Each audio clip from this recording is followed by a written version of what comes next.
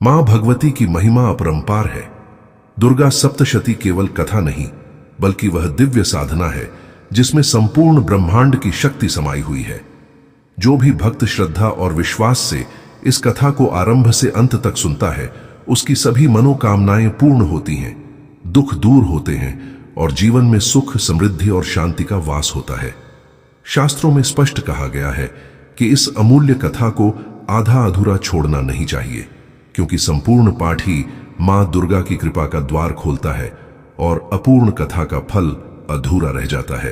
अतः प्रिय भक्तों, अपने मन, वाणी और चित्त को एकाग्र करके इस पावन दुर्गा सप्तशती कथा का पूर्ण श्रवण कीजिए। मां दुर्गा की कृपा से आपके जीवन की हर कठिनाई मिटेगी और आपके हृदय की हर कामना सिद्ध होगी। चलिए दोस्तों, अब देर न करते हुए इस कथा को सुनते हैं। पूर्वकाल की बात है। स्वारोचिष मनवंतर में सुरथ नामक एक राजा थे जो चैत्र वंश में उत्पन्न हुए थे। उनका समस्त भूमंडल पर अधिकार था। वे प्रजा का अपने औरस पुत्रों की भांति धर्मपूर्वक पालन करते थे। तो भी उस समय कोला विध्वंसी नाम के क्षत्रिय उनके शत्रु हो गए। राजा सुरथ की दंड नीति बड़ी प्रबल थी। उनका शत्रुओं के साथ संग्राम हुआ। यद्यपि कोला विध्वंसी संख्या में कम थे, तो भी राजा सुरथ युद्ध में उनसे परास्त हो गए। तब वे युद्ध भूमि से अपने नगर को लौट आए और केवल अपने देश के राजा होकर रहने लगे। समूची पृथ्वी से अब उनका अधिकार जाता रहा, किंतु वहां भी उन प्रबल शत्रुओं ने उस समय महाभाग राजा सुरथ पर आक्रमण कर दिया। राजा का बल क्षीण हो चला था, इसलिए उनके दुष्ट, बलवान एवं दुरात्मा मंत्रियों ने वहां उनकी राजधानी में भी राजकीय सेना और खजाने को हथिया लिया। सुरथ का प्रभुत्व नष्ट हो चुका था, इसलिए वे शिकार खेलने के बहाने घोड़े पर सवार हो वहां से अकेले ही एक घने जंगल में चले गए। वहां उन्होंने विप्रवर मेधा मुनि का आश्रम देखा, जहां कितने ही हिंसक जीव अपनी स्वाभाविक हिंसा वृत्ति छोड़कर परम शांत भाव से रहते थे। मुनि के बहुत से शिष्य उस वन की शोभा बढ़ा रहे थे। वहां जाने पर मुनि ने उनका सत्कार किया और वे उन मुनि श्रेष्ठ के आश्रम पर इधर उधर विचरते हुए कुछ काल तक रहे। फिर ममता से आकृष्ट चित्त होकर वहां इस प्रकार चिंता करने लगे। पूर्व काल में मेरे पूर्वजों ने जिसका पालन किया था, वही नगर आज मुझसे रहित है। पता नहीं मेरे दुराचारी भृत्यगण उसकी धर्मपूर्वक रक्षा करते हैं या नहीं। जो सदा मद की वर्षा करने वाला और शूरवीर था, वह मेरा प्रधान हाथी अब शत्रुओं के अधीन होकर न जाने किन भोगों को भोगता होगा। जो लोग मेरी कृपा, धन और भोजन पाने से सदा मेरे पीछे पीछे चलते थे, वे निश्चय ही अब दूसरे राजाओं का अनुसरण करते होंगे। उन अपव्ययी लोगों के द्वारा सदा खर्च होते रहने के कारण अत्यंत कष्ट से जमा किया हुआ मेरा वह खजाना खाली हो जाएगा। ये तथा और भी कई बातें राजा सुरथ निरंतर सोचते रहते थे। एक दिन उन्होंने वहां विप्रवर मेधा के आश्रम के निकट एक वैश्य को देखा और उससे पूछा, भाई तुम कौन हो? यहां तुम्हारे आने का क्या कारण है? तुम क्यों शोकग्रस्त और अनमने से दिखाई देते हो? राजा सुरथ का यह प्रेम पूर्वक कहा हुआ वचन सुनकर वैश्य ने विनीत भाव से उन्हें प्रणाम करके कहा। वैश्य बोला, राजन, मैं धनियों के कुल में उत्पन्न एक वैश्य हूं। मेरा नाम समाधि है। मेरे दुष्ट स्त्री पुत्रों ने धन के लोभ से मुझे घर से बाहर निकाल दिया है। मैं इस समय धन, स्त्री और पुत्रों से वंचित हूं। मेरे विश्वसनीय बंधुओं ने मेरा ही धन लेकर मुझे दूर कर दिया है, इसलिए दुखी होकर मैं वन में चला आया हूं। यहां रहकर मैं इस बात को नहीं जानता कि मेरे पुत्रों की, स्त्री की और स्वजनों की कुशल है या नहीं। इस समय घर में वे कुशल से रहते हैं अथवा उन्हें कोई कष्ट है। वे मेरे पुत्र कैसे हैं? क्या वे सदाचारी हैं अथवा दुराचारी हो गए हैं? राजा ने पूछा। जिन लोभी स्त्री पुत्र आदि ने धन के कारण तुम्हें घर से निकाल दिया, उनके प्रति तुम्हारे चित्त में इतना स्नेह का बंधन क्यों है? क्यों? वैश्य बोला, आप मेरे विषय में जैसी बात कहते हैं वह सब ठीक है, किंतु क्या करूं? मेरा मन निष्ठुरता नहीं धारण करता। जिन्होंने धन के लोभ में पड़कर पिता के प्रति स्नेह, पति के प्रति प्रेम तथा आत्मीय जन के प्रति अनुराग को तिलांजलि दे मुझे घर से निकाल दिया है, उन्हीं के प्रति मेरे हृदय में इतना स्नेह है। महामते, गुणहीन बंधुओं के प्रति भी जो मेरा चित्त इस प्रकार प्रेम मग्न हो रहा है, यह क्या है? इस बात को मैं जानकर भी नहीं जान पाता।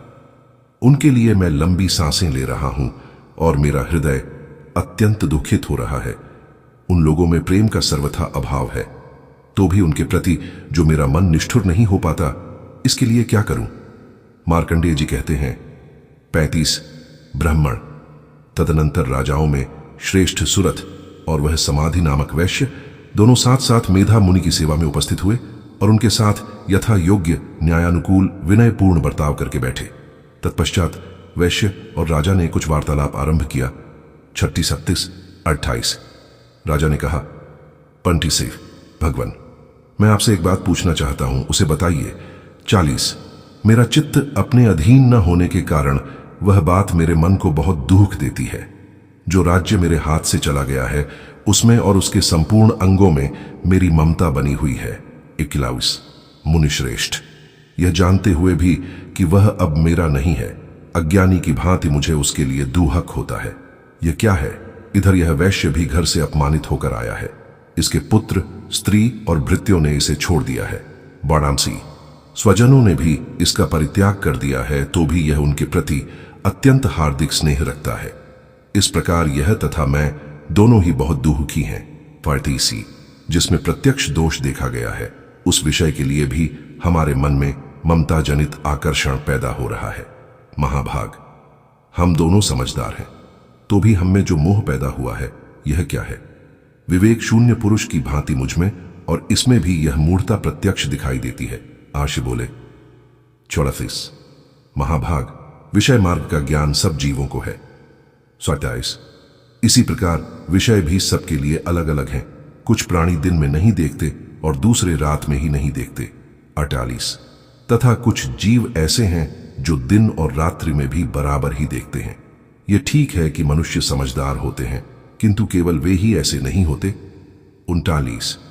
पशु, पक्षी और मृग आदि सभी प्राणी समझदार होते हैं। मनुष्यों की समझ भी वैसी ही होती है जैसी उन मृग और पक्षियों की होती है। 50। तथा जैसी मनुष्यों की होती है वैसी ही उन मृग, पक्षी आदि की होती है। यह तथा अन्य बातें भी प्रायः दोनों में समान ही हैं। समझ होने पर भी इन पक्षियों को तो देखो, ये स्वयं भूख से पीड़ित होते हुए भी मोहवश बच्चों की चोंच में कितने चाव से अन्न के दाने डाल रहे हैं। नरश्रेष्ठ, क्या तुम नहीं देखते कि ये मनुष्य समझदार होते हुए भी लोभवश अपने किए हुए उपकार का बदला पाने के लिए पुत्रों की अभिलाषा करते हैं?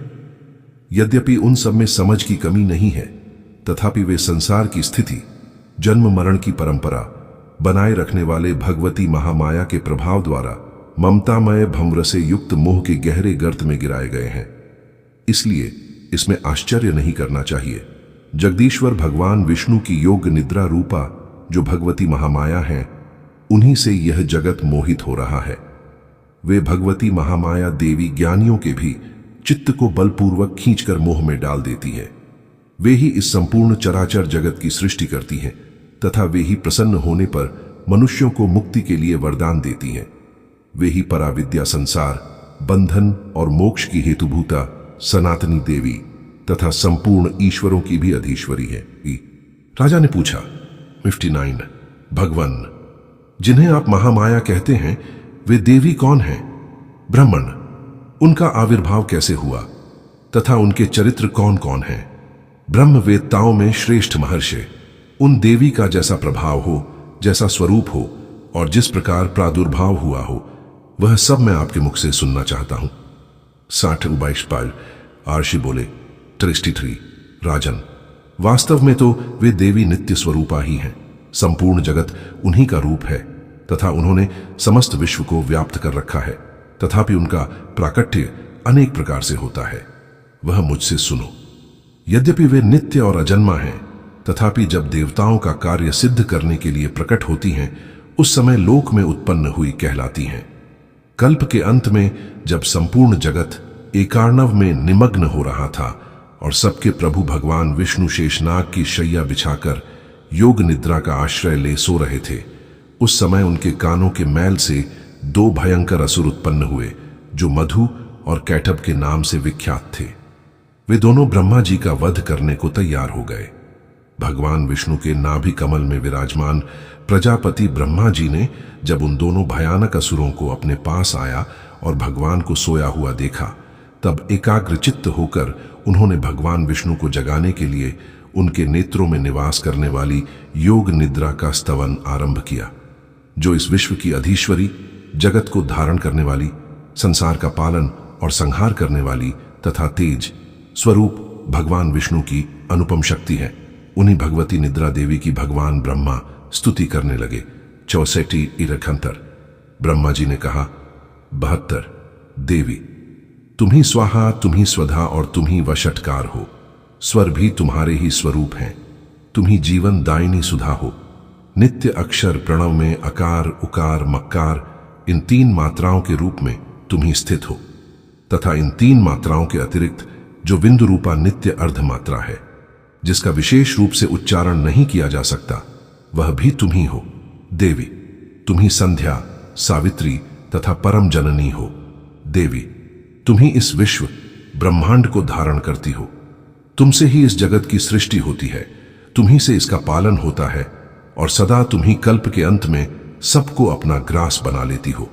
जगन्मयी देवी, इस जगत की उत्पत्ति के समय तुम सृष्टि रूपा हो, पालन काल में स्थिति रूपा हो तथा कल्पांत के समय संहार रूप धारण करने वाली हो। तुम ही महाविद्या, महामाया, महामेधा, महास्मृति, महामोहरूपा, महादेवी और महासुरी हो। तुम ही तीनों गुणों को उत्पन्न करने वाली सबकी प्रकृति हो। भयंकर काल रात्रि, महारात्रि और मोहरात्रि भी तुम ही हो। तुम ही श्री, तुम ही ईश्वरी, तुम ही ह्री और तुम ही बोध स्वरूपा बुद्धि हो। लज्जा, पुष्टि, तुष्टि, शांति और क्षमा भी तुम ही हो। तुम खड्ग धारिणी, शूल धारिणी, घोर रूपा तथा गदा, चक्र, शंख और धनुष धारण करने वाली हो। बाण, भूषुंडी और परिघ ये भी तुम्हारे अस्त्र हैं। तुम सौम्य और सौम्यतर हो। इतना ही नहीं, जितने भी सौम्य एवं सुंदर पदार्थ हैं, उन सब की अपेक्षा तुम अत्यधिक सुंदरी हो। पर और अपर, सबसे परे रहने वाली परमेश्वरी तुम ही हो। सर्वस्वरूपे देवी, कहीं भी सत्य सतरूप जो कुछ वस्तुएं हैं और उन सब की जो शक्ति है वह तुम ही हो।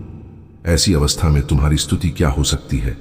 जो इस जगत की सृष्टि, पालन और संहार करते हैं, उन भगवान को भी जब तुमने निद्रा के अधीन कर दिया है, तब तुम्हारी स्तुति करने में यहां कौन समर्थ हो सकता है?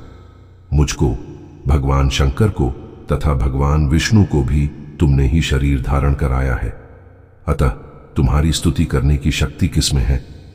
देवी, तुम तो अपने इन उदार प्रभावों से ही प्रशंसित हो। ये जो दोनों दुर्धर्ष असुर मधु और कैटभ हैं, इनको मोह में डाल दो और जगदीश्वर भगवान विष्णु को शीघ्र ही जगा दो। साथ ही इनके भीतर इन दोनों महान असुरों को मार डालने की बुद्धि उत्पन्न कर दो। ऋषि कहते हैं, राजन, जब ब्रह्मा जी ने वहां मधु और कैटभ को मारने के उद्देश्य से भगवान विष्णु को जगाने के लिए तमोगुण की अधिष्ठात्री देवी योग निद्रा की इस प्रकार स्तुति की, तब वे भगवान के नेत्र, मुख, नासिका, बाहु, हृदय और वक्षस्थल से निकलकर अव्यक्त जन्मा ब्रह्मा जी की दृष्टि के समक्ष खड़ी हो गईं। योग निद्रा से मुक्त होने पर जगत के स्वामी भगवान जनार्दन उस एकार्णव के जल में शेषनाग की शैया से जाग उठे। फिर उन्होंने उन दोनों असुरों को देखा। वे दुरात्मा मधु और कैटभ अत्यंत बलवान तथा पराक्रमी थे और क्रोध से लाल आंखें किए ब्रह्मा जी को खा जाने के लिए उद्योग कर रहे थे। तब भगवान श्री हरि ने उठकर उन दोनों के साथ 5000 वर्षों तक केवल बाहु युद्ध किया।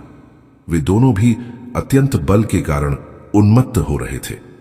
इधर महामाया ने भी उन्हें मोह में डाल रखा था, इसलिए वे भगवान विष्णु से कहने लगे, हम तुम्हारी वीरता से संतुष्ट हैं, तुम हम लोगों से कोई वर मांगो। श्री भगवान बोले, यदि तुम दोनों मुझ पर प्रसन्न हो तो अब मेरे हाथ से मारे जाओ। बस इतना सा ही मैंने वर मांगा है, यहां दूसरे किसी वर से क्या लेना है। आशी कहते हैं, इस प्रकार धोखे में आ जाने पर जब उन्होंने संपूर्ण जगत में जल ही जल देखा, तब कमल नयन भगवान से कहा, जहां पृथ्वी जल में डूबी हुई न हो, जहां सूखा स्थान हो, वहीं हमारा वध करो।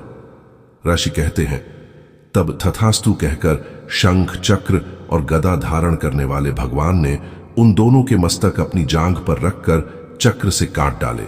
इस प्रकार ये देवी महामाया ब्रह्मा जी की स्तुति करने पर स्वयं प्रकट हुई थी। अब पुनः तुमसे उनके प्रभाव का वर्णन करता हूं, सुनो। इस प्रकार श्री मार्कंडेय पुराण में सावर्णिक मनवंतर की कथा के अंतर्गत देवी महात्म्य में मधु कैटभ वध नामक पहला अध्याय पूरा हुआ। महर्षि मेधा बोले, प्राचीन काल में देवताओं और असुरों में पूरे 100 वर्षों तक घोर युद्ध हुआ था और देवराज इंद्र देवताओं के नायक थे। इस युद्ध में देवताओं की सेना परास्त हो गई थी और इस प्रकार संपूर्ण देवताओं को जीत महिषासुर इंद्र बन बैठा था। युद्ध के पश्चात हारे हुए देवता प्रजापति श्री ब्रह्मा को साथ लेकर उस स्थान पर पहुंचे जहां पर कि भगवान शंकर विराजमान थे। देवताओं ने अपनी हार का सारा वृत्तांत भगवान श्री विष्णु और शंकर जी से कह सुनाया। वह कहने लगे, हे प्रभु, महिषासुर सूर्य, चंद्रमा, इंद्र, अग्नि, वायु, यम, वरुण तथा अन्य देवताओं के सब अधिकार छीनकर सबका अधिष्ठाता स्वयं बन बैठा है। उसने समस्त देवताओं को स्वर्ग से निकाल दिया है। वह मनुष्यों की तरह पृथ्वी पर विचर रहे हैं। दैत्यों की सारी करतूत हमने आपको सुना दी है और आपकी शरण में इसलिए आए हैं कि आप उनके वध का कोई उपाय सोचें। देवताओं की बातें सुनकर भगवान श्री विष्णु और शंकर जी को दैत्यों पर बड़ा गुस्सा आया। उनकी भौहें तन गईं और आंखें लाल हो गईं। गुस्से में भरे हुए भगवान विष्णु के मुख से बड़ा भारी तेज निकला और उसी प्रकार का तेज भगवान शंकर, ब्रह्मा और इंद्र आदि दूसरे देवताओं के मुख से प्रकट हुआ। फिर वह सारा तेज एक में मिल गया और तेज का पुंज वह ऐसे दिखता था जैसे कि जाज्वल्यमान पर्वत हो। देवताओं ने देखा कि उस पर्वत की ज्वाला चारों ओर फैली हुई थी और देवताओं के शरीर से प्रकट हुए तेज की किसी अन्य तेज से तुलना नहीं हो सकती थी। एक स्थान पर इकट्ठा होने पर वह तेज एक देवी के रूप में परिवर्तित हो गया और अपने प्रकाश से तीनों लोकों में व्याप्त जान पड़ा। वह भगवान शंकर का तेज था, उससे देवी का मुख प्रकट हुआ। यमराज के तेज से उसके सिर के बाल बने, भगवान श्री विष्णु के तेज से उसकी भुजाएं बनी, चंद्रमा के तेज से दोनों स्तन और इंद्र के तेज से जंघा तथा पिंडली बनी और पृथ्वी के तेज से नितंब भाग बना। ब्रह्मा के तेज से दोनों चरण और सूर्य के तेज से उनकी अंगुलियां पैदा हुईं।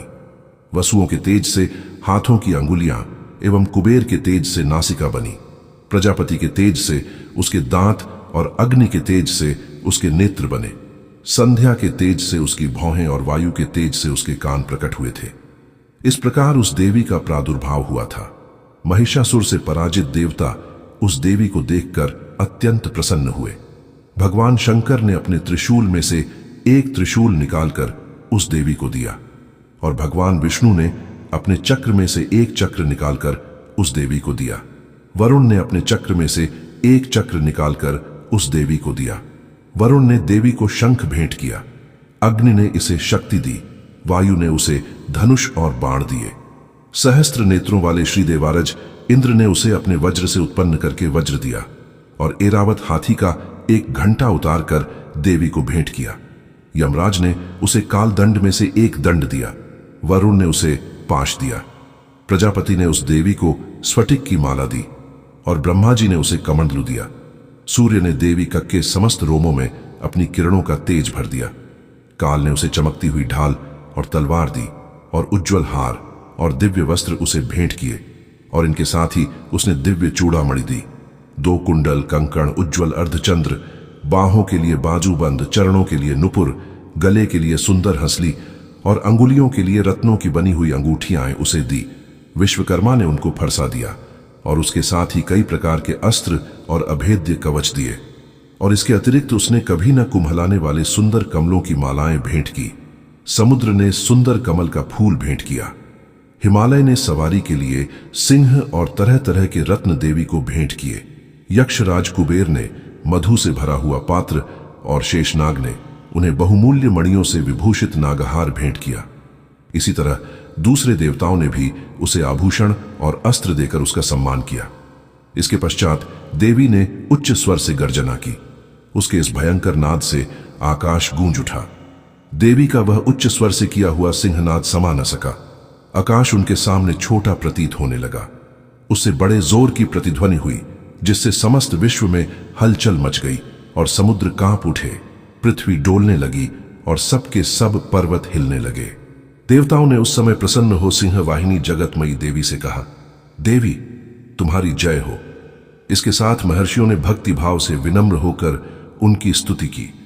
संपूर्ण त्रिलोकी को शोक मग्न देखकर दैत्यगण अपनी सेनाओं को साथ लेकर और हथियार आदि सजाकर उठ खड़े हुए। महिषासुर के क्रोध की कोई सीमा नहीं थी। उसने क्रोध में भरकर कहा, यह सब क्या उत्पात है। फिर वह अपनी सेना के साथ उस ओर दौड़ा जिस ओर से भयंकर नाद का शब्द सुनाई दिया था, और आगे पहुंचकर उसने देवी को देखा जो कि अपनी प्रभा से तीनों लोकों को प्रकाशित कर रही थी। उसके चरणों के भार से पृथ्वी दबी जा रही थी।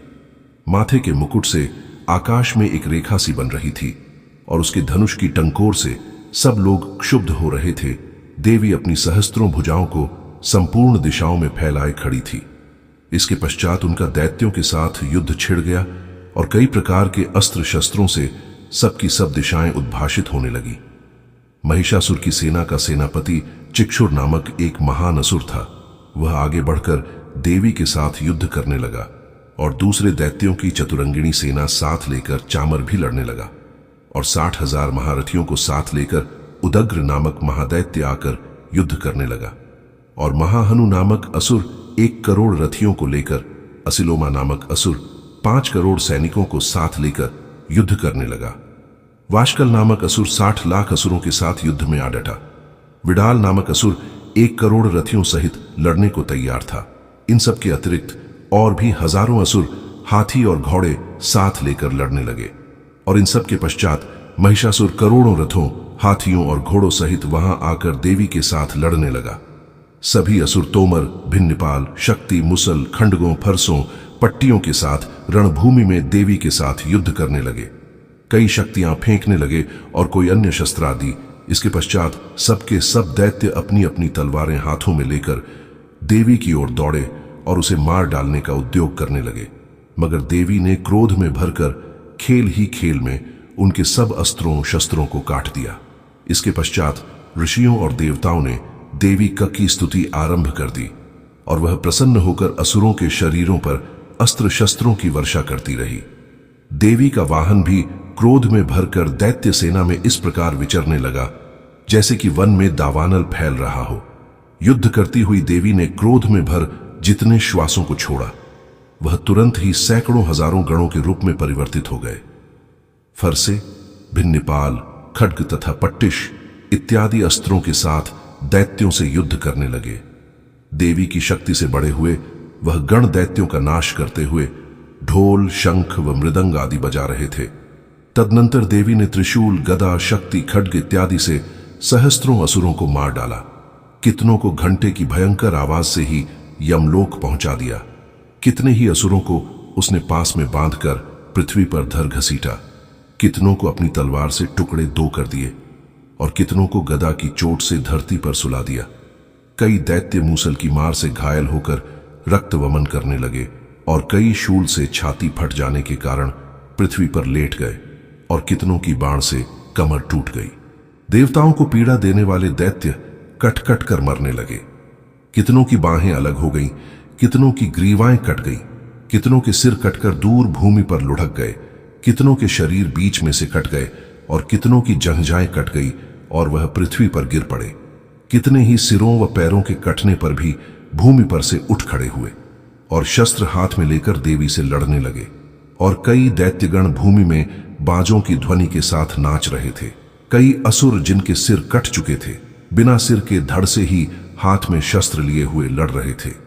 दैत्य रह रहकर ठहरो ठहरो कहते हुए देवी को युद्ध के लिए ललकार रहे थे। जहां पर यह घोर संग्राम हुआ था वहां की भूमि रथ, हाथी, घोड़े और असुरों की लाशों से भर गई थी, और असुर सेना के बीच में रक्तपात होने के कारण रुधिर की नदियां बह रही थी। और इस तरह देवी ने असुरों की विशाल सेना को क्षण भर में इस तरह से नष्ट कर डाला जैसे तृण काष्ठ के बड़े समूह को अग्नि नष्ट कर डालती है।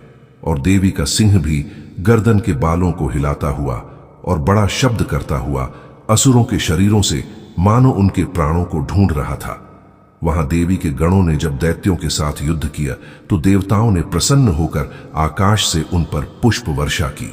महर्षि मेध ने कहा, महिषासुर की सेना नष्ट होती देखकर उस सेना का सेनापति चिक्षुर क्रोध में भर देवी के साथ युद्ध करने के लिए आगे बढ़ा। वह देवी पर इस प्रकार बाणों की वर्षा करने लगा मानो सुमेरु पर्वत पानी की धार बरसा रहा हो। इस प्रकार देवी ने अपने बाणों से उसके बाणों को काट डाला तथा उसके घोड़ों व सारथी को मार दिया। साथ ही उसके धनुष और उसकी अत्यंत ऊंची ध्वजा को भी काटकर नीचे गिरा दिया। उसका धनुष कट जाने के पश्चात उसके शरीर के अंगों को भी अपने बाणों से बींध दिया। धनुष, घोड़ों और सारथी के नष्ट हो जाने पर वह असुर ढाल और तलवार लेकर देवी की तरफ आया।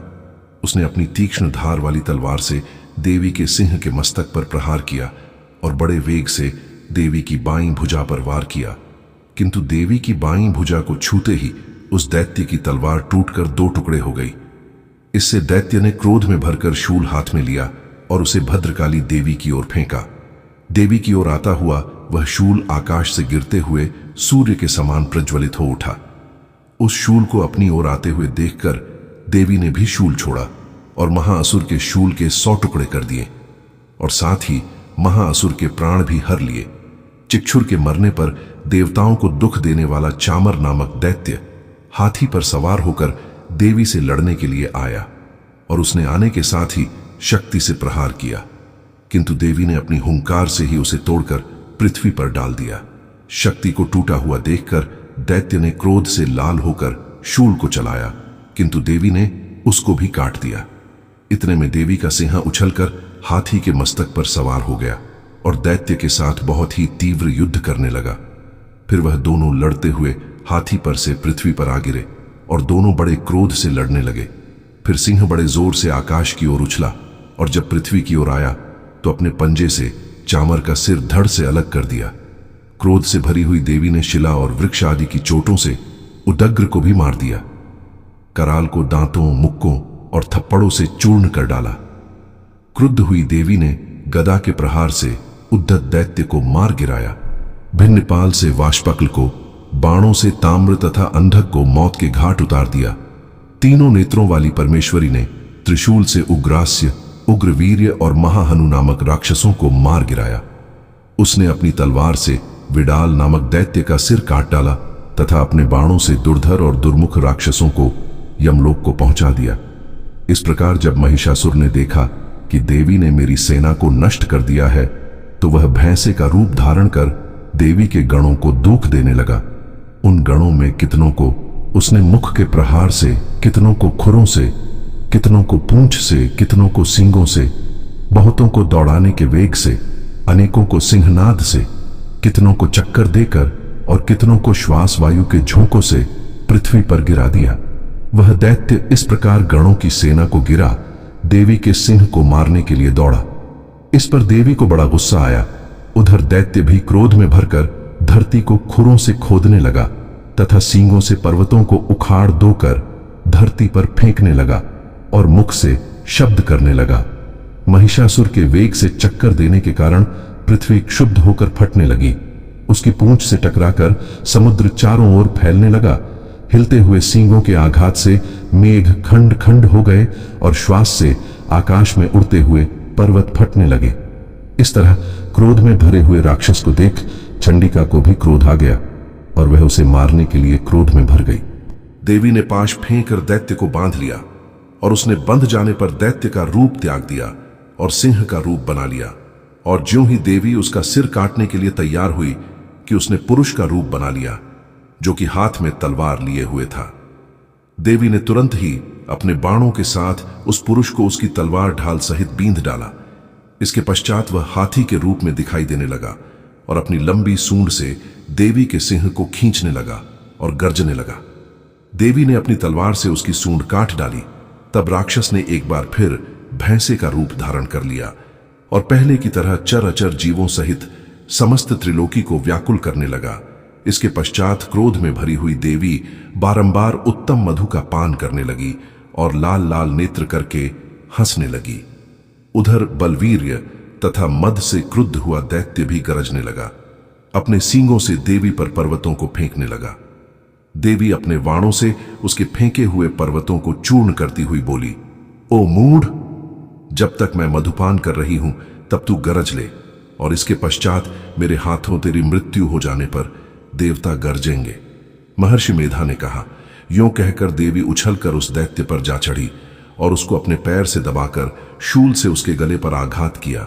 देवी के पैर से दबने पर भी दैत्य अपने दूसरे रूप से अपने मुख से बाहर होने लगा।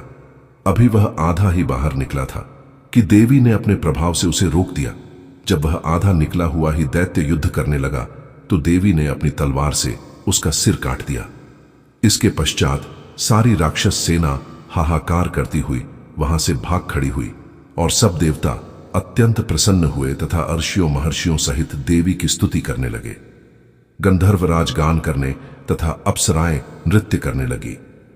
संपूर्ण देवताओं तथा महर्षियों की पूजनीय है उस अंबिका को हम भक्तिपूर्वक नमस्कार करते हैं। वह हम सबका कल्याण करे। जिस अतुल प्रभाव और बल का वर्णन भगवान विष्णु, शंकर और ब्रह्मा जी भी नहीं कर सके, वही चंडिका देवी इस संपूर्ण जगत का पालन करे और अशुभ भय का नाश करे। पुण्यात्माओं के घरों में तुम स्वयं लक्ष्मी रूप हो और पापियों के घरों में तुम अलक्ष्मी रूप हो, और सत्कुल में उत्पन्न होने वालों के लिए तुम लज्जा रूप होकर उनके घरों में निवास करती हो। हम दुर्गा भगवती को नमस्कार करते हैं। हे देवी, इस विश्व का पालन करो। हे देवी, हम तुम्हारे अचिंत्य रूप का किस प्रकार वर्णन करें।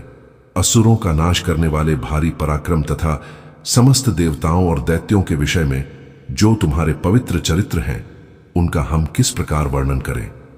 हे देवी, त्रिगुणात्मिका होने पर भी तुम संपूर्ण जगत की उत्पत्ति का कारण हो। हे देवी, भगवान विष्णु, शंकर आदि किसी भी देवता ने तुम्हारा पार नहीं पाया।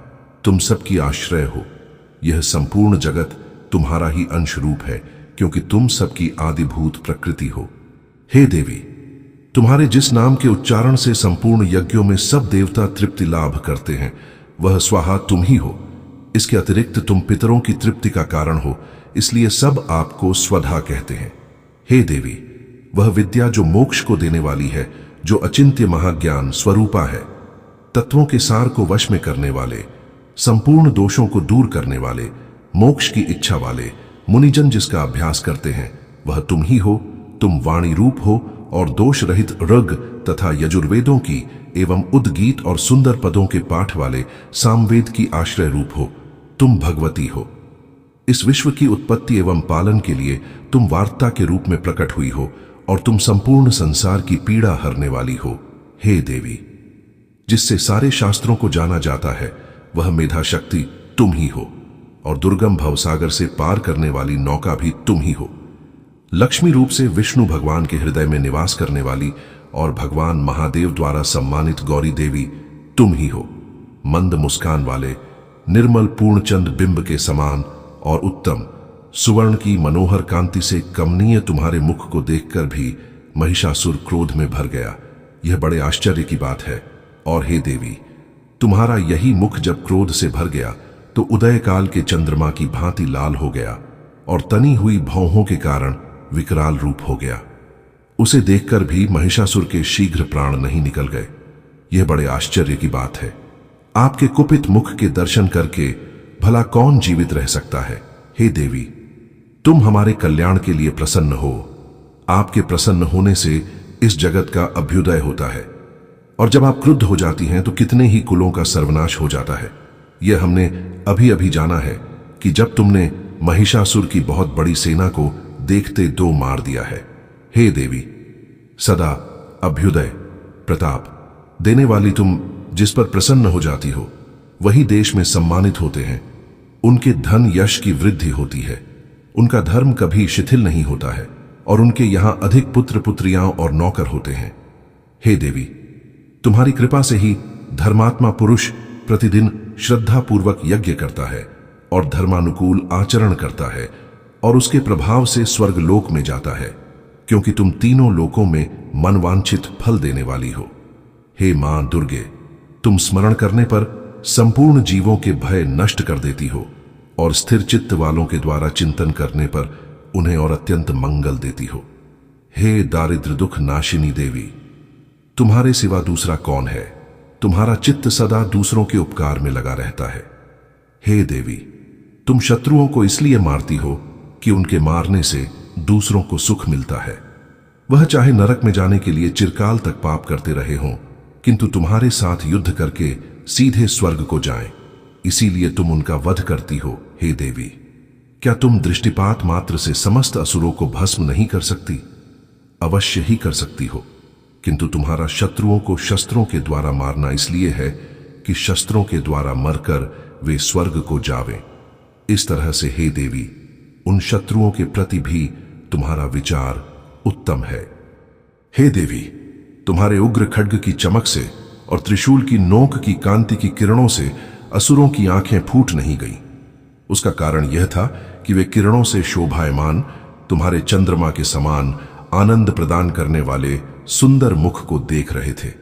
हे देवी, तुम्हारा शील बुरे वृत्तांत को दूर करने वाला है और सबसे अधिक तुम्हारा रूप है, जो न तो कभी चिंतन में आ सकता है और न जिसकी दूसरों से कभी तुलना ही हो सकती है।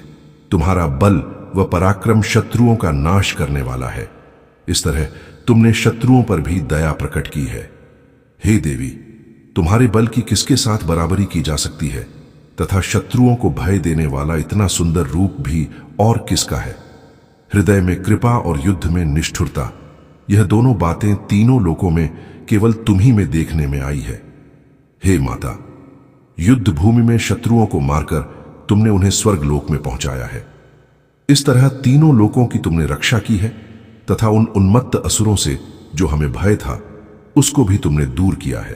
तुमको हमारा नमस्कार है। हे देवी, तुम शूल तथा खड्ग से हमारी रक्षा करो तथा घंटे की ध्वनि और धनुष की टंकोर से भी हमारी रक्षा करो। हे चंडिके, आप अपने शूल को घुमाकर पूर्व, पश्चिम, उत्तर तथा दक्षिण दिशा में हमारी रक्षा करो। तीनों लोकों में जो तुम्हारे सौम्य रूप हैं तथा घोर रूप हैं, उनसे हमारी रक्षा करो तथा इस पृथ्वी की रक्षा करो। हे अंबिके, आपके कर पल्लवों में जो खड्ग, शूल और गदा आदि शस्त्र शोभा पा रहे हैं, उनसे हमारी रक्षा करो। महर्षि बोले कि इस प्रकार जब सब देवताओं ने जगत माता भगवती की स्तुति की और नंदवन के पुष्पों तथा गंध अनुलेपों द्वारा उनका पूजन किया, और फिर सबने मिलकर जब सुगंधित व दिव्य धूपों द्वारा उनको सुगंधि निवेदन की, तब देवी ने प्रसन्न होकर कहा, हे देवताओं, तुम सब मुझसे मन वांछित वर मांगो। देवता बोले, हे भगवती, तुमने हमारा सब कुछ कार्य कर दिया। अब हमारे लिए कुछ भी मांगना बाकी नहीं रहा, क्योंकि तुमने हमारे शत्रु महिषासुर को मार डाला है। हे महेश्वरी, तुम इस पर भी यदि हमें कोई वर देना चाहती हो तो बस इतना वर दो कि जब जब हम आपका स्मरण करें तब तब आप हमारी विपत्तियों को हरण करने के लिए हमें दर्शन दिया करो। हे अंबिके, जो कोई भी तुम्हारी स्तुति करे, तुम उनको वित्त, समृद्धि और वैभव देने के साथ ही उनके धन और स्त्री आदि संपत्ति बढ़ावे और सदा हम पर प्रसन्न रहे। महर्षि बोले, हे राजन, देवताओं ने जब जगत के लिए तथा अपने लिए इस प्रकार प्रश्न किया तो बस तथास्तु कहकर देवी अंतर्धान हो गई। हे भूप, जिस प्रकार तीनों लोकों का हित चाहने वाली यह भगवती देवताओं के शरीर से उत्पन्न हुई थी, वह सारा वृत्तांत मैंने तुझसे कह दिया है। और इसके पश्चात दुष्ट असुरों तथा शुंभ निशुंभ का वध करने और सब लोगों की रक्षा करने के लिए जिस प्रकार गौरी देवी के शरीर से उत्पन्न हुई थी, वह सारा वृत्तांत मैं यथावत वर्णन करता हूं। दूत सुग्रीव पर्वत के उस रमणीय भाग में पहुंचा जहां देवी रहती थी। दूत ने कहा, हे देवी, दैत्यों का राजा शुंभ, जो इस समय तीनों लोकों का स्वामी है, मैं उसका दूत हूं और यहां तुम्हारे पास आया हूं। संपूर्ण देवता उसकी आज्ञा एक स्वर से मानते हैं। अब जो कुछ उसने कहला भेजा है वह सुनो। उसने कहा है, इस समय संपूर्ण त्रिलोकी मेरे वश में है और संपूर्ण यज्ञों के भाग को पृथक पृथक मैं ही लेता हूं, और तीनों लोकों में जितने श्रेष्ठ रत्न हैं वह सब मेरे पास हैं। देवराज इंद्र का वाहन इरावत मेरे पास है, जो मैंने छीन लिया है। उच्चय श्रवा नामक घोड़ा जो क्षीर सागर मंथन करने से प्रकट हुआ था, उसे देवताओं ने मुझे समर्पित किया है। हे सुंदरी, इनके अतिरिक्त और भी जो रत्न भूषण पदार्थ देवताओं के पास थे, वह सब मेरे पास हैं। हे देवी, मैं तुम्हें संसार की स्त्रियों में रत्न मानता हूं, क्योंकि रत्नों का उपभोग करने वाला मैं ही हूं। हे चंचल कटाहों वाली सुंदरी, अब यह मैं तुझ पर छोड़ता हूं कि तू मेरे या मेरे भाई महापराक्रमी निशुंभ की सेवा में आ जाए। यदि तू मुझे वरेगी तो तुझे अतुल महान ऐश्वर्य की प्राप्ति होगी। अथ तुम अपनी बुद्धि से यह विचार कर मेरे पास चली आओ। महर्षि मेधा ने कहा। दूत के ऐसा कहने पर संपूर्ण जगत का कल्याण करने वाली भगवती दुर्गा मन ही मन मुस्कुराई और इस प्रकार कहने लगी। देवी ने कहा, हे दूत, तू जो कुछ कह रहा है वह सत्य है और इसमें किंचित मात्र भी झूठ नहीं है। शुंभ इस समय तीनों लोकों का स्वामी है और निशुंभ भी उसी की तरह पराक्रमी है, किंतु इसके संबंध में मैं जो प्रतिज्ञा कर चुकी हूं उसे मैं कैसे झुठला सकती हूं। अतः तू, मैंने जो प्रतिज्ञा की है उसे सुन। जो मुझे युद्ध में जीत लेगा और मेरे अभिमान को खंडित करेगा तथा बल में मेरे समान होगा, वही मेरा स्वामी होगा। इसलिए शुंभ अथवा निशुंभ यहां आवे और युद्ध में जीतकर मुझसे विवाह कर ले, इसमें भला देर की क्या आवश्यकता है। दूत ने कहा, हे देवी, तुम अभिमान में भरी हुई हो, मेरे सामने तुम ऐसी बात न करो। इस त्रिलोकी में मुझे तो ऐसा कोई दिखाई नहीं देता जो कि शुंभ और निशुंभ के सामने ठहर सके। हे देवी, जब अन्य देवताओं में से कोई शुंभ व निशुंभ के समान युद्ध में ठहर नहीं सकता, तो तुम जैसी स्त्री उनके सामने रणभूमि में ठहर सकेगी। जिन शुंभ आदि असुरों के सामने इंद्र आदि देवता नहीं ठहर सके, तो फिर तुम अकेली स्त्री उनके सामने कैसे ठहर सकेगी। अतः तुम मेरा कहना मानकर उनके पास चली जाओ, नहीं तो जब वह तुम्हें केश पकड़कर घसीटते हुए ले जाएंगे तो तुम्हारा गौरव नष्ट हो जाएगा। इसलिए मेरी बात मान लो। देवी ने कहा, जो कुछ तुमने कहा ठीक है। शुंभ और निशुंभ बड़े बलवान हैं, लेकिन मैं क्या कर सकती हूं, क्योंकि मैं बिना विचारे प्रतिज्ञा कर चुकी हूं। इसलिए तुम जाओ और मैंने जो कुछ भी कहा है वह सब आदरपूर्वक असुरेंद्र से कह दो। इसके पश्चात जो वह उचित समझे करें। महर्षि मेधा ने कहा। देवी की बात सुनकर दूत क्रोध में भरा हुआ वहां से असुरेंद्र के पास पहुंचा और सारा वृतांत उसे कह सुनाया। दूत की बात सुन असुरेंद्र के क्रोध का पारावर न रहा और उसने अपने सेनापति धूम्रलोचन से कहा, धूम्रलोचन, तुम अपनी सेना सहित शीघ्र वहां जाओ और उस दुष्टा के केशों को पकड़कर उसे घसीटते हुए यहां ले आओ। यदि उसकी रक्षा के लिए कोई दूसरा खड़ा हो, चाहे वह देवता, यक्ष अथवा गंधर्व ही क्यों न हो, उसको तुम अवश्य मार डालना। महर्षि मेधा ने कहा। शुंभ के इस प्रकार आज्ञा देने पर धूम्रलोचन 60,000 राक्षसों की सेना को साथ लेकर वहां पहुंचा और देवी को देख ललकार कर कहने लगा, अरे तू अभी शुंभ और निशुंभ के पास चल। यदि तू प्रसन्नता पूर्वक मेरे साथ न चलेगी तो मैं तेरे केशों को पकड़ घसीटता हुआ तुझे ले चलूंगा।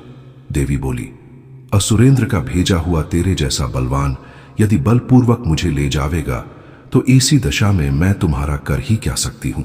महर्षि मेधा ने कहा। ऐसा कहने पर धूम्रलोचन उसकी ओर लपका, किंतु देवी ने उसे अपनी हुंकार से ही भस्म कर डाला। यह देखकर असुर सेना क्रुद्ध होकर देवी की ओर बढ़ी, परंतु अंबिका ने उन पर तीखे बाणों, शक्तियों तथा फरसों की वर्षा आरंभ कर दी। इतने में देवी का वाहन भी अपनी ग्रीवा के बालों को झटकता हुआ और बड़ा भारी शब्द करता हुआ असुर सेना में कूद पड़ा। उसने कई असुर अपने पंजों से, कई अपने जबड़ों से और कई को धरती पर पटककर अपनी दाढ़ों से घायल करके मार डाला। उसने कई असुरों के अपने नख से पेट फाड़ डाले और कई असुरों का तो केवल थप्पड़ मारकर सिर धड़ से अलग कर दिया। कई असुरों की भुजाएं और सिर तोड़ डाले और गर्दन के बालों को हिलाते हुए उसने कई असुरों को पकड़कर उनके पेट फाड़कर उनका रक्त पी डाला। इस प्रकार देवी के उस महाबलवान सिंह ने क्षण भर में असुर सेना को समाप्त कर दिया। शुंभ ने जब यह सुना कि देवी ने धूम्रलोचन असुर को मार डाला है और उसके सिंह ने सारी सेना का संहार कर डाला है, तब उसको बड़ा क्रोध आया। उसके मारे क्रोध के ओंठ फड़कने लगे और उसने चंड तथा मुंड नामक महाअसुरों को आज्ञा दी, हे चंड, हे मुंड, तुम अपने साथ एक बड़ी सेना लेकर वहां जाओ और उस देवी के बाल पकड़कर उसे बांधकर तुरंत यहां ले आओ। यदि उसको यहां लाने में किसी प्रकार का संदेह हो तो अपनी सेना सहित उससे लड़ते हुए उसको मार डालो, और जब वह दुष्टा और उसका सिंह दोनों मारे जावे तब भी उसको बांधकर यहां ले आना। महर्षि मेधा ने कहा। दैत्यराज की आज्ञा पाकर छंड और मुंड चतुरंगिनी सेना को साथ लेकर हथियार उठाए हुए देवी से लड़ने के लिए चल दिए। हिमालय पर्वत पर पहुंचकर उन्होंने मुस्कुराती हुई देवी जो सिंह पर बैठी हुई थी देखा। जब असुर उनको पकड़ने के लिए तलवारें लेकर उनकी ओर बढ़े तब अंबिका को उन पर बड़ा क्रोध आया और मारे क्रोध के उनका मुख काला पड़ गया। उनकी भ्रुकुटियां चढ़ गईं और उनके ललाट में से अत्यंत भयंकर तथा अत्यंत विस्तृत मुख वाली लाल आंखों वाली काली प्रकट हुई, जो कि अपने हाथों में तलवार और पाश लिए हुए थी। वह विचित्र खड्ग धारण किए हुए थी तथा चीते के चर्म की साड़ी एवं नरमुंडों की माला पहन रखी थी। उसका मांस सूखा हुआ था और शरीर केवल हड्डियों का ढांचा था, और जो भयंकर शब्द से दिशाओं को पूर्ण कर रही थी, वह असुर सेना पर टूट पड़ी और दैत्यों का भक्षण करने लगी। वह पार्श्व रक्षकों, अंकुशधारी महावतों, हाथियों पर सवार योद्धाओं और घंटा सहित हाथियों को एक हाथ से पकड़ दोकर अपने मुंह में डाल रही थी, और इसी प्रकार वह घोड़ों, रथों, सारथियों व रथों में बैठे हुए सैनिकों को मुंह में डालकर भयानक रूप से चबा रही थी। किसी के केश पकड़कर, किसी को पैरों से दबाकर और किसी दैत्य को छाती से मसलकर मार रही थी। वह दैत्य के छोड़े हुए बड़े 2 अस्त्र शस्त्रों को मुंह में पकड़कर और क्रोध में भर उनको दांतों में पीस रही थी। उसने कई बड़े 2 असुर भक्षण कर डाले, कितनों को रौंद डाला और कितनी उसकी मार के मारे भाग गए। कितनों को उसने तलवार से मार डाला, कितनों को अपने दांतों से समाप्त कर दिया। और इस प्रकार से देवी ने क्षण भर में संपूर्ण दैत्य सेना को नष्ट कर दिया।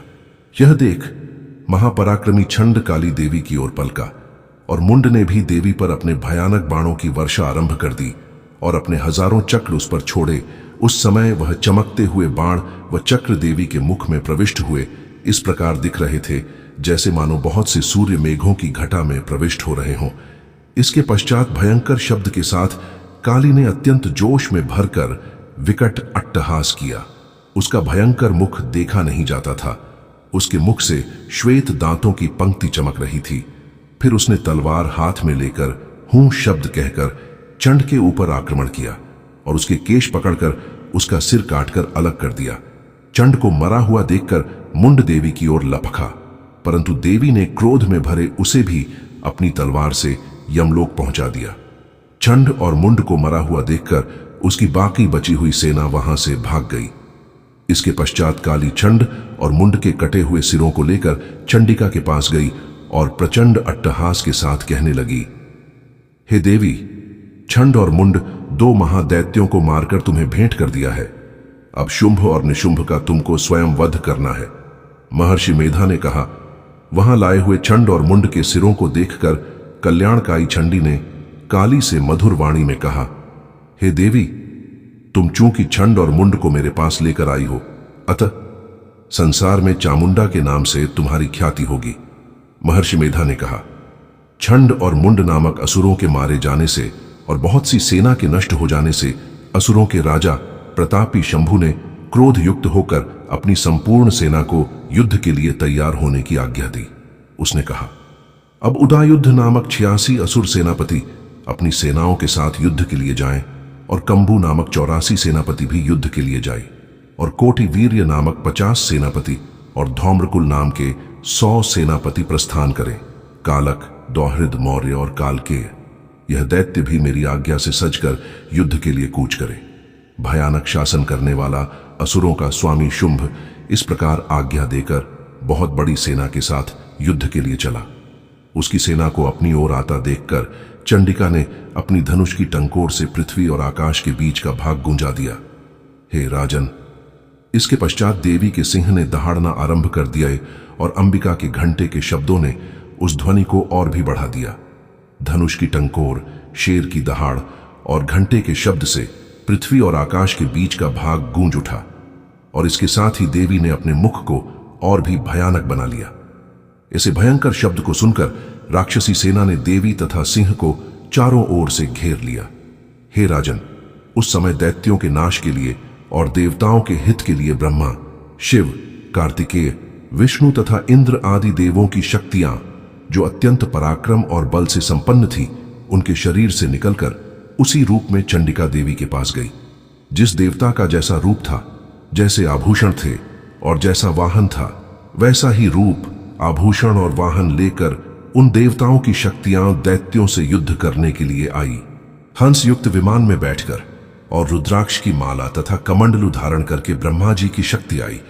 वृषभ पर सवार होकर हाथ में त्रिशूल लेकर महानाग का कंकण पहनकर और चंद्र रेखा से भूषित होकर भगवान शंकर की शक्ति माहेश्वरी आई और मोर पर आरूढ़ होकर हाथ में शक्ति लिए दैत्यों से युद्ध करने के लिए कार्तिकेय जी की शक्ति उन्हीं का रूप धारण करके आई।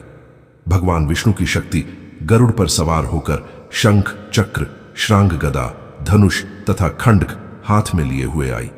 श्री हरि की शक्ति वाराही, वाराह का शरीर धारण करके आई और नृसिंह के समान शरीर धारण करके उनकी शक्ति नारसिंही भी आई। उसकी गर्दन के झटकों से आकाश के तारे टूट पड़ते थे और इसी प्रकार देवराज इंद्र की शक्ति इंद्री भी इरावत के ऊपर सवार होकर आई। पश्चात इन देव शक्तियों से घिरे हुए भगवान शंकर ने चंडिका से कहा, मेरी प्रसन्नता के लिए तुम शीघ्र ही इन असुरों को मारो। इसके पश्चात देवी के शरीर में से अत्यंत उग्र रूप वाली और सैकड़ों गीदड़ियों के समान आवाज करने वाली चंडिका शक्ति प्रकट हुई। उस अपराजिता देवी ने धूमिल जटा वाले भगवान श्री शंकर जी से कहा, हे प्रभु, आप मेरी ओर से दूत बनकर शुंभ और निशुंभ के पास जाइए और उन अत्यंत गर्वीले दैत्यों से कहिए तथा उनके अतिरिक्त और भी जो दैत्य वहां युद्ध के लिए उपस्थित हों उनसे भी कहिए, जो तुम्हें अपने जीवित रहने की इच्छा हो तो त्रिलोकी का राज्य इंद्र को दे दो। देवताओं को उनका यज्ञ भाग मिलना आरंभ हो जाए और तुम पाताल को लौट जाओ। किंतु यदि बल के गर्व से तुम्हारी लड़ने की इच्छा हो तो फिर आ जाओ। तुम्हारे मांस से मेरी योगिनियां तृप्त होंगी। चूंकि उस देवी ने भगवान शंकर को दूत के कार्य में नियुक्त किया था, इसलिए वह संसार में शिवदूती के नाम से विख्यात हुई। भगवान शंकर से देवी का संदेश पाकर उन दैत्यों के क्रोध का कोई आर पार न रहा और वह जिस स्थान पर देवी विराजमान थी वहां पहुंचे और जाने के साथ ही उस पर बाणों और शक्तियों की वर्षा करने लगे। देवी ने उनके फेंके हुए बाणों, शक्तियों, त्रिशूल और फरसों को अपने वाणों से काट डाला और काली देवी उस देवी के साथ आगे खड़ी होकर शत्रुओं को त्रिशूल से विदीर्ण करने लगी और खटवांग से कुचलने लगी। ब्राह्मणी जिस तरफ दौड़ती थी उसी तरफ अपने कमंडलू का जल छिड़क कर दैत्यों के वीर्य व बल को नष्ट कर देती थी और इसी प्रकार माहेश्वरी त्रिशूल से, वैष्णवी चक्र से और अत्यंत कोप वाली कौमारी शक्ति द्वारा असुरों को मार रही थी और इंद्री के बाजू के प्रहार से सैकड़ों दैत्य रक्त की नदियां बहाते हुए पृथ्वी पर सो गए। वाराही ने कितने ही राक्षसों को अपनी थूथन द्वारा मृत्यु के घाट उतार दिया। दाढ़ों के अग्रभाग से कितने ही राक्षसों की छाती को चीर डाला और चक्र की चोट से कितनों ही को विदीर्ण करके धरती पर डाल दिया। बड़े 2 राक्षसों को नारसिंही अपने नखों से विदीर्ण करके भक्षण कर रही थी और सिंहनाद से चारों दिशाओं को गूंजाती हुई रणभूमि में विचर रही थी। शिवदूती के प्रचंड अट्टहास से कितने ही दैत्य भयभीत होकर पृथ्वी पर गिर पड़े और उनके गिरते ही वह उनको भक्षण कर गई। इस तरह क्रोध में भरे हुए मातृगणों द्वारा नाना प्रकार के उपायों से बड़े बड़े असुरों को मरते हुए देखकर राक्षसी सेना भाग खड़ी हुई और उनको इस प्रकार भागता देखकर रक्तबीज नामक महापराक्रमी राक्षस क्रोध में भरकर युद्ध के लिए आगे बढ़ा। उसके शरीर से रक्त की बूंदें पृथ्वी पर जैसे ही गिरती थीं, तुरंत वैसे ही शरीर वाला तथा वैसा ही बलवान दैत्य पृथ्वी से उत्पन्न हो जाता था। रक्तबीज गदा हाथ में लेकर इंद्री के साथ युद्ध करने लगा। जब इंद्री शक्ति ने अपने वज्र से उसको मारा तो घायल होने के कारण उसके शरीर से बहुत सा रक्त बहने लगा और उसकी प्रत्येक बूंद से उसके समान ही बलवान तथा महापराक्रमी अनेकों दैत्य भयंकर रूप से प्रकट हो गए। वह सब के सब दैत्य बीज के समान ही बलवान तेज वाले थे। वह भी भयंकर अस्त्र शस्त्र लेकर देवियों के साथ लड़ने लगे। जब इंद्री के वज्र प्रहार से उसके मस्तक पर चोट लगी और रक्त बहने लगा तो उसमें से हजारों ही पुरुष उत्पन्न हो गए। वैष्णवी ने चक्र से और इंद्री ने गदा से रक्त बीज को चोट पहुंचाई और वैष्णवी के चक्र से घायल होने पर उसके शरीर से जो रक्त बहा उससे हजारों महाअसुर उत्पन्न हुए, जिनके द्वारा यह जगत व्याप्त हो गया। कौमारी ने शक्ति से, वाराही ने खड्ग से और माहेश्वरी ने त्रिशूल से उसको घायल किया। इस प्रकार क्रोध में भरकर उस महादैत्य ने सब मात्र शक्तियों पर पृथक पृथक गदा से प्रहार किया और माताओं ने शक्ति तथा शूल इत्यादि से उसको बार बार घायल किया। उससे सैकड़ों महादैत्य उत्पन्न हुए और इस प्रकार उस रक्र बीज के रुधिर से उत्पन्न हुए असुरों से संपूर्ण जगत व्याप्त हो गया, जिससे देवताओं को भय हुआ। देवताओं को भयभीत देखकर चंडिका ने काली से कहा, हे चामुंडे, अपने मुख को बड़ा करो और मेरे शस्त्रघात से उत्पन्न हुए रक्त बिंदुओं तथा रक्त बिंदुओं से उत्पन्न हुए महाअसुरों को तुम अपने इस मुख से भक्षण करती जाओ। इस प्रकार रक्त बिंदुओं से उत्पन्न हुए महादैत्यों को भक्षण करती हुई तुम रणभूमि में विचरो। इस प्रकार रक्त क्षीण होने से यह दैत्य नष्ट हो जाएगा। तुम्हारे भक्षण करने के कारण अन्य दैत्य नहीं होंगे। काली से इस प्रकार कहकर चंडिका देवी ने रक्त बीज पर अपने त्रिशूल से प्रहार किया और काली देवी ने अपने मुख में उसका रक्त ले लिया। तब उसने गदा से चंडिका पर प्रहार किया। प्रहार से चंडिका को तनिक भी कष्ट न हुआ, किंतु रक्त बीज के शरीर से बहुत सा रक्त बहने लगा। लेकिन उसके गिरने के साथ ही काली ने उसको अपने मुख में ले लिया। काली के मुख में उस रक्त से जो असुर उत्पन्न हुए उनको उसने भक्षण कर लिया और रक्त को पीती गई। तदनंतर देवी ने रक्त बीज को, जिसका कि खून काली ने पिया था, चंडिका ने उस दैत्य को वज्र, बाण, खड्ग तथा रष्टि इत्यादि से मार डाला। हे राजन, अनेक प्रकार के शस्त्रों से मारा हुआ और खून से वंचित वह महादैत्य रक्त बीज पृथ्वी पर गिर पड़ा। हे राजन, उसके गिरने से देवता अत्यंत प्रसन्न हुए और माताएं उन असुरों का रक्त पीने के पश्चात उद्धत होकर नृत्य करने लगी। राजा ने कहा, हे ऋषिराज, आपने रक्त बीज के वध से संबंध रखने वाला वृतांत मुझे सुनाया। अब मैं रक्त बीज के मरने के पश्चात क्रोध में भरे हुए शुंभ व निशुंभ ने जो कर्म किया वह सुनना चाहता हूं। महर्षि मेधा ने कहा, रक्त बीज के मारे जाने पर शुंभ और निशुंभ को बड़ा क्रोध आया और अपनी बहुत बड़ी सेना का इस प्रकार सर्वनाश होते देखकर निशुंभ देवी पर आक्रमण करने के लिए दौड़ा। उसके साथ बहुत से बड़े बड़े असुर देवी को मारने के वास्ते दौड़े और महापराक्रमी शुंभ अपनी सेना सहित चंडिका को मारने के लिए बढ़ा। फिर शुंभ और निशुंभ का देवी से घोर युद्ध होने लगा और वह दोनों असुर इस प्रकार देवी पर बाण फेंकने लगे जैसे मेघों से वर्षा हो रही हो। उन दोनों के चलाए हुए बाणों को देवी ने अपने बाणों से काट डाला और अपने शस्त्रों की वर्षा से उन दोनों दैत्यों को चोट पहुंचाई। निशुंभ ने तीक्ष्ण तलवार और चमकती हुई ढाल लेकर देवी के सिंह पर आक्रमण किया। अपने वाहन को चोट पहुंची देखकर देवी ने अपने क्षुर्प्र नामक बाण से निशुंभ की तलवार व ढाल दोनों को ही काट डाला। तलवार और ढाल कट जाने पर निशुंभ ने देवी पर शक्ति से प्रहार किया। देवी ने अपने चक्र से उसके 2 टुकड़े कर दिए।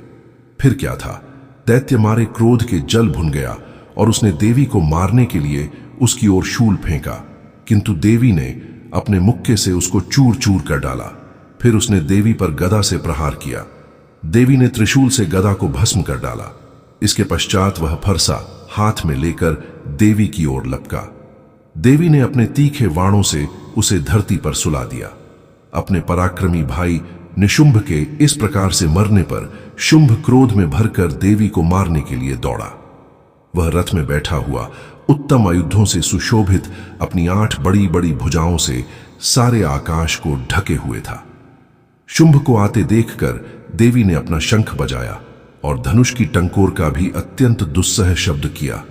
साथ ही अपने घंटे के शब्द से, जो कि संपूर्ण दैत्य सेना के तेज को नष्ट करने वाला था, संपूर्ण दिशाओं में व्याप्त कर दिया। इसके पश्चात देवी के सिंह ने भी अपनी दहाड़ से, जिसे सुन बड़े बड़े बलवानों लामद चूर चूर हो जाता था, आकाश, पृथ्वी और 10 दिशाओं को पूरित कर दिया। फिर आकाश में उछलकर काली ने अपने दांतों तथा हाथों को पृथ्वी पर पटका। उसके ऐसा करने से ऐसा शब्द हुआ जिससे कि उससे पहले के सारे शब्द शांत हो गए। इसके पश्चात शिवदूती ने असुरों के लिए भय उत्पन्न करने वाला अट्टहास किया, जिसे सुनकर दैत्य थर्रा उठे और शुंभ को बड़ा क्रोध हुआ। फिर अंबिका ने उसे, अरे दुष्ट, खड़ा रह कहा तो आकाश से सभी देवता जय हो बोल उठे। शुंभ ने वहां आकर ज्वालाओं से युक्त एक अत्यंत भयंकर शक्ति छोड़ी, जिसे आते देखकर देवी ने अपनी महोल्का नामक शक्ति से काट डाला। हे राजन, फिर शुंभ के सिंहनाद से तीनों लोक व्याप्त हो गए और उसकी प्रतिध्वनि से ऐसा घोर शब्द हुआ जिसने इससे पहले के सब शब्दों को जीत लिया। शुंभ के छोड़े बाणों को देवी ने और देवी के छोड़े बाणों को शुंभ ने अपने बाणों से काट सैकड़ों और हजारों टुकड़ों में परिवर्तित कर दिया। इसके पश्चात जब चंडिका ने क्रोध में भर शुंभ को त्रिशूल से मारा तो वह मूर्छित होकर पृथ्वी पर गिर पड़ा। जब उसकी मूर्छा दूर हुई तो वह धनुष लेकर आया और अपने बाणों से उसने देवी, काली तथा सिंह को घायल कर दिया। फिर उस राक्षस ने 10,000 भुजाएं धारण करके चक्रादि आयुधों से देवी को आच्छादित कर दिया। तब भगवती दुर्गा ने कुपित होकर अपने बाणों से उन चक्रों तथा बाणों को काट डाला। यह देखकर निशुंभ हाथ में गदा लेकर चंडिका को मारने के लिए दौड़ा। उसके आते ही देवी ने तीक्ष्ण धार वाले खड्ग से उसकी गदा को काट डाला। उसने फिर त्रिशूल हाथ में ले लिया। देवताओं को दुखी करने वाले निशुंभ त्रिशूल हाथ में लिए हुए आता देखकर चंडिका ने अपने शूल से उसकी छाती पर प्रहार किया और उसकी छाती को चीर डाला। शूल विदीर्ण हो जाने पर उसकी छाती में से एक उस जैसा ही महापराक्रमी दैत्य ठहर जा कहता हुआ निकला। उसको देखकर देवी ने बड़े जोर से ठहाका लगाया। अभी वह निकलने भी ना पाया था कि उसका सिर अपनी तलवार से काट डाला। सिर के कटने के साथ ही वह पृथ्वी पर गिर पड़ा। तदंतर सिंह दहाड़ दहाड़ कर असुरों का भक्षण करने लगा और काली शिवदूती भी राक्षसों का रक्त पीने लगी। कौमारी की शक्ति से कितने ही महादैत्य नष्ट हो गए। ब्रह्मा जी के कमंडल के जल से कितने ही असुर समाप्त हो गए।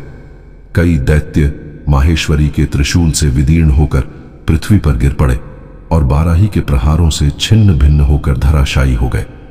वैष्णवी ने भी अपने चक्र से बड़े बड़े महापराक्रमियों का कचमूर निकालकर उन्हें यमलोक भेज दिया और इंद्री से कितने ही महाबली राक्षस टुकड़े दो हो गए। कई दैत्य मारे गए, कई भाग गए। कितने ही काली शिवदूती और सिंह ने भक्षण कर लिए। महर्षि मेधा ने कहा, हे राजन, अपने प्यारे भाई को मरा हुआ तथा सेना को नष्ट हुई देखकर क्रोध में भरकर दैत्यराज शुंभ कहने लगा, दुष्ट दुर्गे, तू अहंकार से गर्व मत कर, क्योंकि तू दूसरों के बल पर लड़ रही है। देवी ने कहा, हे दुष्ट, देख, मैं तो अकेली ही हूं। इस संसार में मेरे सिवा दूसरा कौन है? यह सब मेरी शक्तियां हैं। देख, यह सब की सब मुझ में प्रविष्ट हो रही हैं। इसके पश्चात ब्राह्मणी आदि सब देवियां उस देवी के शरीर में लीन हो गई और देवी अकेली रह गई। तब देवी ने कहा, मैं अपनी ऐश्वर्य शक्ति से अनेक रूपों में यहां उपस्थित हुई थी। उन सब रूपों को मैंने समेट लिया है। अब अकेली ही यहां खड़ी हूं। तुम भी यहीं ठहरो, महर्षि मेधा ने कहा। तब देवताओं तथा राक्षसों के देखते दो देवी तथा शुंभ में भयंकर युद्ध होने लगा। अंबिका देवी ने सैकड़ों अस्त्र शस्त्र छोड़े। उधर दैत्यराज ने भी भयंकर अस्त्रों का प्रहार आरंभ कर दिया। देवी के छोड़े हुए सैकड़ों अस्त्रों को दैत्य ने अपने अस्त्रों द्वारा काट डाला। इसी प्रकार शुंभ ने जो अस्त्र छोड़े उनको देवी ने अपनी भयंकर हुंकार के द्वारा ही काट डाला। दैत्य ने जब सैकड़ों बाण छोड़कर देवी को ढक दिया तो क्रोध में भरकर देवी ने अपने बाणों से उसका धनुष नष्ट कर डाला। धनुष कट जाने पर दैत्येंद्र ने शक्ति चलाई, लेकिन देवी ने उसे भी काट कर फेंक दिया। फिर दैत्येंद्र चमकती हुई ढाल लेकर देवी की ओर दौड़ा, किंतु जब वह देवी के समीप पहुंचा तो देवी ने अपने तीक्ष्ण बाणों से उसकी चमकने वाली ढाल को भी काट डाला। फिर दैत्येंद्र का घोड़ा मर गया, रथ टूट गया, सारथी मारा गया। तब वह भयंकर मुदगर लेकर देवी पर आक्रमण करने के लिए चला, किंतु देवी ने अपने तीक्ष्ण बाणों से उसके मुदगर को भी काट दिया। इस पर दैत्य ने क्रोध में भरकर देवी की छाती में बड़े जोर से एक मुक्का मारा। दैत्य ने जब देवी को मुक्का मारा तो देवी ने भी उसकी छाती में जोर से एक थप्पड़ मारा। थप्पड़ खाकर पहले तो दैत्य पृथ्वी पर गिर पड़ा, किंतु तुरंत ही वह उठ खड़ा हुआ। फिर वह देवी को पकड़कर आकाश की ओर उछला और वहां जाकर दोनों में युद्ध होने लगा। वह युद्ध ऋषियों और देवताओं को आश्चर्य में डालने वाला था। देवी आकाश में दैत्य के साथ बहुत देर तक युद्ध करती रही। फिर देवी ने उसे आकाश में घुमाकर पृथ्वी पर गिरा दिया। दुष्टात्मा दैत्य पुण्य उठकर देवी को मारने के लिए दौड़ा। तब उसको अपनी ओर आता हुआ देखकर देवी ने उसकी छाती विदीर्ण करके उसको पृथ्वी पर पटक दिया। देवी के त्रिशूल से घायल होने पर उस दैत्य के प्राण पखेरु उड़ गए और उसके मरने पर समुद्र, द्वीप, पर्वत और पृथ्वी सब कांपने लग गए। तदनंतर उस दुष्टात्मा के मरने से संपूर्ण जगत प्रसन्न व स्वस्थ हो गया तथा आकाश निर्मल हो गया। पहले जो उत्पात सूचक मेघ और उल्कापात होते थे वह सब शांत हो गए। उसके मारे जाने पर नदियां अपने ठीक मार्ग से बहने लगी।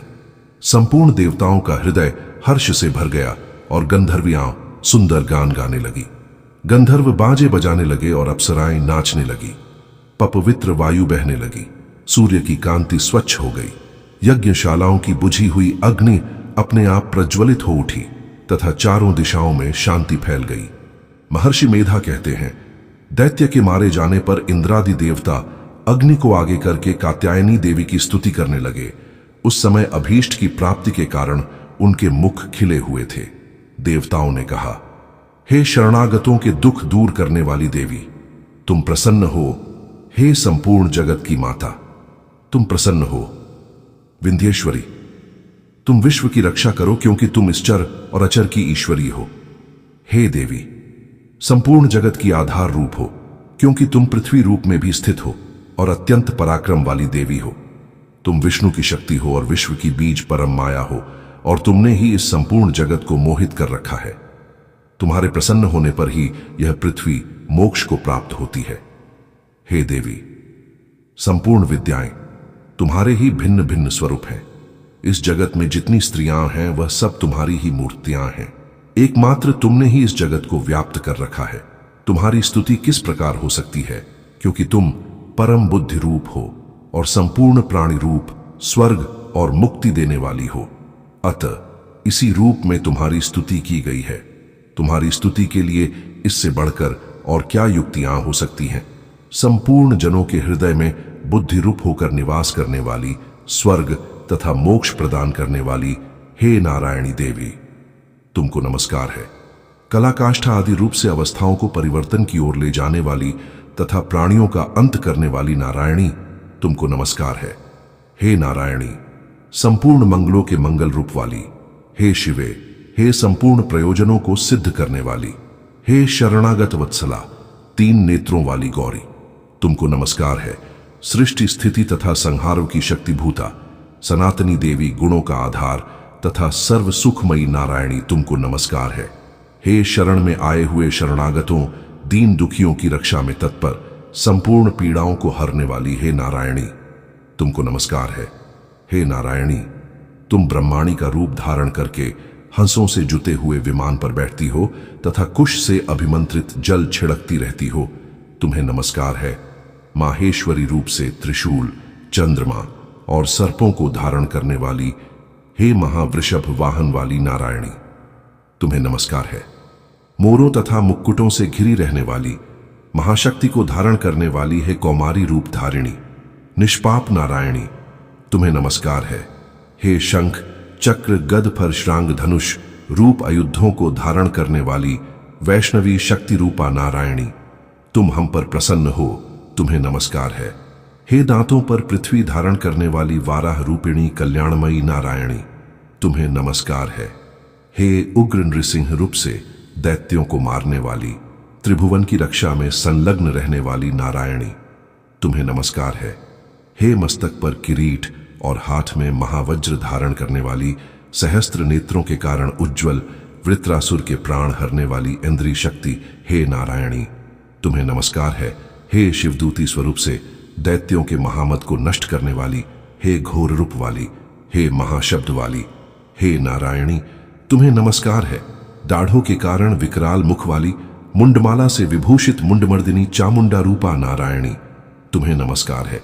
हे लक्ष्मी, लज्जा, महाविद्या, श्रद्धा, पुष्टि, स्वधा, ध्रुवा, महारात्रि तथा महाविद्या रूपा नारायणी, तुमको नमस्कार है। हे मेधा, सरस्वती, सर्वोत्कृष्ट, ऐश्वर्य रूपिणी, पार्वती, महाकाली, नियंता तथा ईश रूपिणी नारायणी, तुम्हें नमस्कार है। हे सर्वस्वरूप, सर्वेश्वरी, सर्वशक्ति युक्त देवी, हमारी भय से रक्षा करो, तुम्हें नमस्कार है। हे कात्यायनी, तीनों नेत्रों से भूषित यह तेरा सौम्य मुख सब तरह के डरों से हमारी रक्षा करे, तुम्हें नमस्कार है।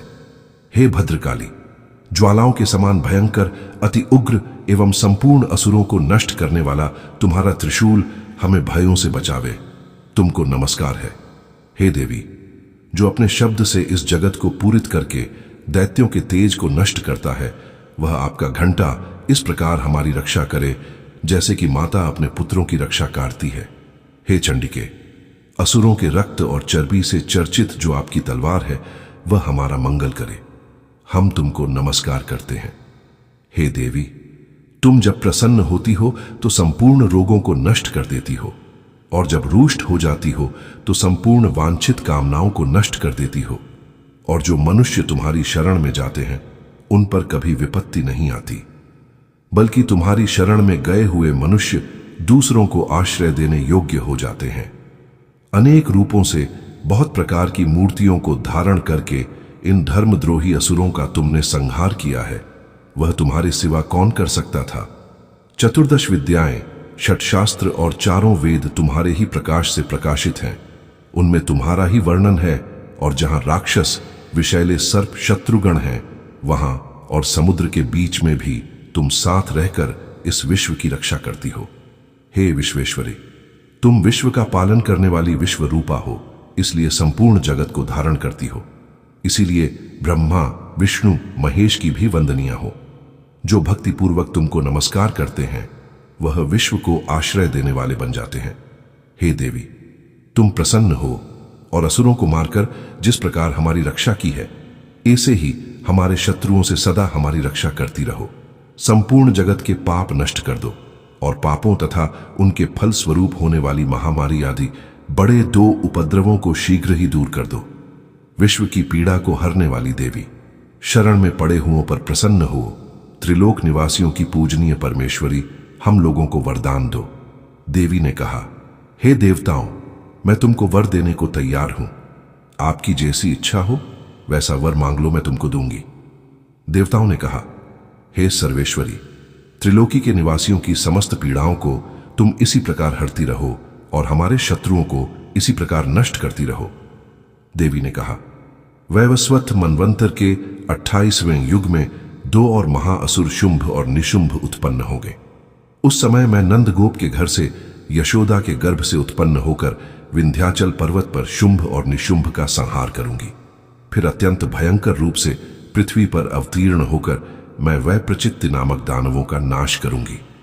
उन भयंकर महाअसुरों को भक्षण करते समय मेरे दांत अनार पुष्प के समान लाल होंगे। इसके पश्चात स्वर्ग में देवता और पृथ्वी पर मनुष्य मेरी स्तुति करते हुए मुझे रक्तदंतिका कहेंगे। फिर जब 100 वर्षों तक वर्षा न होगी तो मैं अर्षियों की स्तुति करने पर आयुनिज नाम से प्रकट होंगी और अपने 100 नेत्रों से ऋषियों की ओर देखूंगी। हतत मनुष्य शताक्षी नाम से मेरा कीर्तन करेंगे। उसी समय मैं अपने शरीर से उत्पन्न हुए प्राणों की रक्षा करने वाले शाखों द्वारा सब प्राणियों का पालन करूंगी, और तब इस पृथ्वी पर शाकंभरी के नाम से विख्यात होंगी, और इसी अवतार में मैं दुर्ग नामक महाअसुर का वध करूंगी, और इससे मैं दुर्गा देवी के नाम से प्रसिद्ध होंगी। इसके पश्चात जब मैं भयानक रूप धारण करके हिमालय निवासी ऋषियों महर्षियों की रक्षा करूंगी, तब भीमा देवी के नाम से मेरी ख्याति होगी। और जब फिर अरुण नामक असुर तीनों लोकों को पीड़ित करेगा, तब मैं असंख्य भ्रमरों का रूप धारण करके उस महादैत्य का वध करूंगी। तब स्वर्ग में देवता और मृत्युलोक में मनुष्य मेरी स्तुति करते हुए मुझे ब्राह्मणी नाम से पुकारेंगे। इस प्रकार जब जब पृथ्वी राक्षसों से पीड़ित होगी, तब तब मैं अवतरित होकर शत्रुओं का नाश करूंगी। देवी बोली, हे देवताओं, जो पुरुष इन स्तोत्रों द्वारा एकाग्रचित्त होकर मेरी स्तुति करेगा, उसके संपूर्ण कष्टों को निस्संदेह हर लूंगी। मधुकैटभ के नाश, महिषासुर के वध और शुंभ तथा निशुंभ के वध की जो मनुष्य कथा कहेंगे, मेरे महात्म्य को अष्टमी, चतुर्दशी व नवमी के दिन एकाग्रचित्त से भक्तिपूर्वक सुनेंगे, उनको कभी कोई पाप न रहेगा। पाप से उत्पन्न हुई विपत्ति भी उनको न सताएगी। उनके घर में दरिद्रता न होगी और न उनको प्रियजनों का बिछोह होगा। उनको किसी प्रकार का भय न होगा। इसीलिए प्रत्येक मनुष्य को भक्तिपूर्वक मेरे इस कल्याणकारक महात्म्य को सदा पढ़ना और सुनना चाहिए।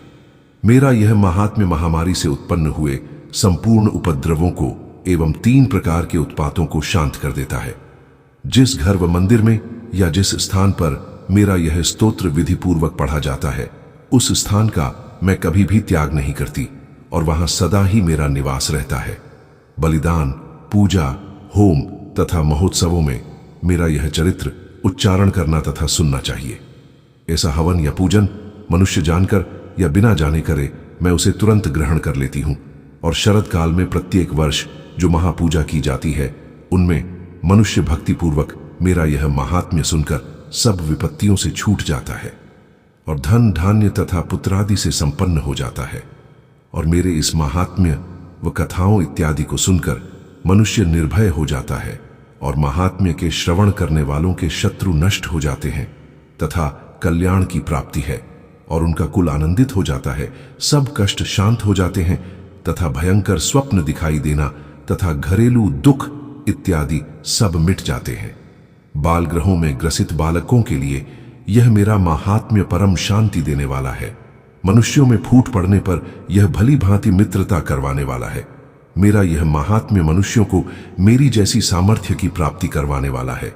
पशु, पुष्प, अर्घ्य, धूप, गंध, दीपक इत्यादि सामग्रियों द्वारा पूजन करने से, ब्राह्मण को भोजन करा के, हवन करके, प्रतिदिन अभिषेक करके, नाना प्रकार के भोगों को अर्पण करके और प्रत्येक वर्ष दान इत्यादि करके जो मेरी आराधना की जाती है, और उससे मैं जैसी प्रसन्न हो जाती हूं, वैसी प्रसन्न मैं इस चरित्र के सुनने से हो जाती हूं। यह महात्म्य श्रवण करने पर पापों को हर लेता है तथा आरोग्य प्रदान करता है। मेरे प्रादुर्भाव का कीर्तन दुष्ट प्राणियों से रक्षा करने वाला है, युद्ध में दुष्ट दैत्यों का संहार करने वाला है। इसके सुनने से मनुष्य को शत्रुओं का भय नहीं रहता। हे देवताओं, तुमने जो मेरी स्तुति की है अथवा ब्रह्मा जी ने जो मेरी स्तुति की है, वह मनुष्यों को कल्याणमयी बुद्धि प्रदान करने वाली है। वन में सूने मार्ग में अथवा दावानल से घिर जाने पर, वन में चोरों से घिरा हुआ या शत्रुओं द्वारा पकड़ा हुआ, जंगल में सिंहों से, व्याघ्रों से या जंगली हाथियों द्वारा पीछा किया हुआ, राजा के क्रुद्ध हो जाने पर मारे जाने के भय से, समुद्र में नाव के डगमगाने पर, भयंकर युद्ध में फंसा होने पर, किसी भी प्रकार की पीड़ा से पीड़ित, घोर बाधाओं से दुखी हुआ मनुष्य मेरे इस चरित्र को स्मरण करने से संकट से मुक्त हो जाता है। मेरे प्रभाव से सिंह, चोर या शत्रु इत्यादि दूर भाग जाते हैं और पास नहीं आते। महर्षि ने कहा, प्रचंड पराक्रम वाली भगवती चंडिका यूं कहने के पश्चात सब देवताओं के देखते ही देखते अंतर्धान हो गई और संपूर्ण देवता अपने शत्रुओं के मारे जाने पर पहले की तरह यज्ञ भाग का उपभोग करने लगे और उनको अपने अधिकार फिर से प्राप्त हो गए तथा युद्ध में देवताओं के शत्रुओं शुंभ व निशुंभ के देवी के हाथों मारे जाने पर बाकी बचे हुए राक्षस पाताल को चले गए। हे राजन, इस प्रकार भगवती अंबिका नित्य होती हुई भी बार बार प्रकट होकर इस जगत का पालन करती है, इसको मोहित करती है, जन्म देती है और प्रार्थना करने पर समृद्धि प्रदान करती है। हे राजन, भगवती ही महाप्रलय के समय महामारी का रूप धारण करती है और वही संपूर्ण ब्रह्मांड में व्याप्त है, और वही भगवती समय समय पर महाकाली तथा महामारी का रूप बनाती है और स्वयं अजन्मा होती हुई भी सृष्टि के रूप में प्रकट होती है। वह सनातनी देवी प्राणियों का पालन करती है और वही मनुष्य के अभ्युदय के समय घर में लक्ष्मी का रूप बनाकर स्थित हो जाती है तथा अभाव के समय दरिद्रता बनकर विनाश का कारण बन जाती है। पुष्प, धूप और गंध आदि से पूजन करके उसकी स्तुति करने से वह धन एवं पुत्र देती है और धर्म में शुभ बुद्धि प्रदान करती है। महर्षि मेधा ने कहा, हे राजन, इस प्रकार देवी के उत्तम महात्म्य का वर्णन मैंने तुमको सुनाया। जगत को धारण करने वाली इस देवी का ऐसा ही प्रभाव है। वही देवी ज्ञान को देने वाली है और भगवान विष्णु की इस माया के प्रभाव से तुम और यह वैश्य तथा अन्य विवेकी जन मोहित होते हैं और भविष्य में मोहित होगे। हे राजन, तुम इसी परमेश्वरी की शरण में जाओ। यही भगवती आराधना करने पर मनुष्य को भोग, स्वर्ग तथा मोक्ष प्रदान करती है। मार्कंडेय जी ने कहा, महर्षि मेधा की यह बात सुनकर राजा सुरथ ने उन उग्र व्रत वाले आर्षि को प्रणाम किया और राज्य के छिन्न जाने के कारण उसके मन में अत्यंत ग्लानि हुई और वह राजा तथा वैश्य तपस्या के लिए वन को चले गए और नदी के तट पर आसन लगाकर भगवती के दर्शनों के लिए तपस्या करने लगे। दोनों ने नदी के तट पर देवी की मूर्ति बनाई और पुष्प, धूप, दीप तथा हवन द्वारा उसका पूजन करने लगे। पहले उन्होंने आहार को कम कर दिया, फिर बिल्कुल निराहार रहकर भगवती में मन लगाकर एकाग्रता पूर्वक उसकी आराधना करने लगे। वह दोनों अपने शरीर के रक्त से देवी को बलि देते हुए 3 वर्ष तक लगातार भगवती की आराधना करते रहे। 3 वर्ष के पश्चात जगत का पालन करने वाली चंडिका ने उनको प्रत्यक्ष दर्शन देकर कहा। देवी बोली, हे राजन तथा अपने कुल को प्रसन्न करने वाले वैश्य, तुम जिस वर की इच्छा रखते हो वह मुझसे मांगो, वह वर मैं तुमको दूंगी, क्योंकि मैं तुम पर अत्यंत प्रसन्न हूं। मार्कंडेय जी कहते हैं, यह सुन राजा ने अगले जन्म में नष्ट न होने वाला अखंड राज्य और इस जन्म में बलपूर्वक अपने शत्रुओं को नष्ट करने के पश्चात अपना पूर्ण राज्य प्राप्त करने के लिए भगवती से वरदान मांगा। और वैश्य ने भी, जिसका चित्त संसार की ओर से विरक्त हो चुका था, भगवती से अपनी ममता तथा अहंकार रूप आसक्ति को नष्ट कर देने वाले ज्ञान को देने के लिए कहा। देवी ने कहा, हे राजन, तुम शीघ्र ही अपने शत्रुओं को मारकर पुण्य अपना राज्य प्राप्त कर लोगे। तुम्हारा राज्य स्थिर रहने वाला होगा। फिर मृत्यु के पश्चात आप सूर्यदेव के अंश से जन्म लेकर सावर्णिक मनु के नाम से इस पृथ्वी पर ख्याति को प्राप्त होंगे। हे वैश्य, कुल में श्रेष्ठ आपने जो मुझसे वर मांगा है वह आपको देती हूं। आपको मोक्ष को देने वाले ज्ञान की प्राप्ति होगी। मार्कंडेय जी कहते हैं, इस प्रकार उन दोनों को मनोवांछित वर प्रदान कर तथा उनसे अपनी स्तुति सुनकर भगवती अंतर्धान हो गई। और इस प्रकार क्षत्रियों में श्रेष्ठ वह राजा सुरथ भगवान सूर्यदेव से जन्म लेकर इस पृथ्वी पर सावर्णिक मनु के नाम से विख्यात हुए।